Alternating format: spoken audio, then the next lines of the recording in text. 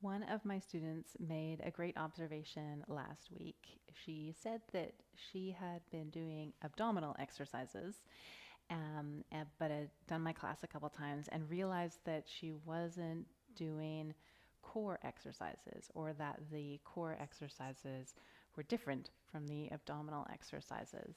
And I thought that was an interesting observation, and that other people might be wondering, what is the difference between abdominal exercises and core exercises? And this, of course, is my personal opinion. So the body is complex. Other people might have other views. But what I have observed and experienced is that when people talk about abdominal exercises, they're focusing more on the superficial muscles. So your six pack, we have split the skeleton here with her six pack,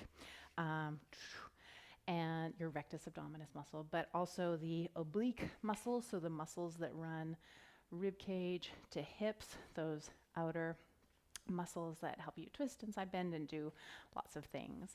So people will focus on those muscles, but there are also other muscles in the core abdominal, the abdomen, basically, that work in conjunction with the rectus abdominis and the obliques.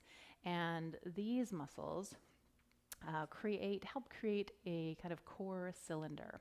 So one of the muscles would be, or a group of muscles would be, the pelvic floor muscles here, outlined by the purple handkerchief.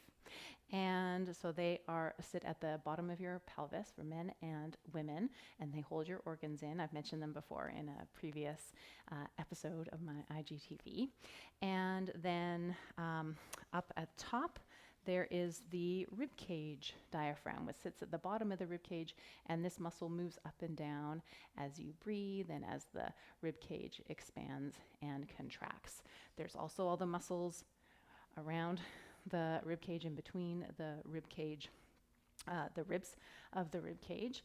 And then within this cylinder of the body inside, there are also your transverse abdominis muscles that go along the front and around the side. There's muscles that go also up the spine and connect to the back. So there's actually a lot going on in there, and the coordination of those muscles are going to help with stability and mobility and strength and all those different movements. So when we do core stability exercises, we're focusing not only on strengthening the more superficial muscles, but also trying to coordinate, support them with the deeper muscles that are closer to the spine.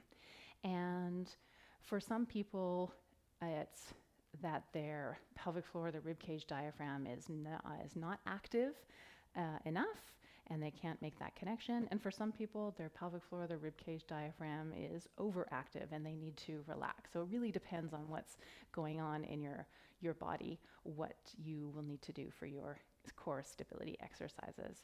The other thing to think about is the abdominals are not just this part of the body. They also connect up to the rib cage, up to the shoulders, down to the hips, down to the legs. All that tissue is connected. So what's happening in the lower half of the body is going to affect what happens in the upper half of the body. It's all connected. Thanks. If you have any questions, let me know.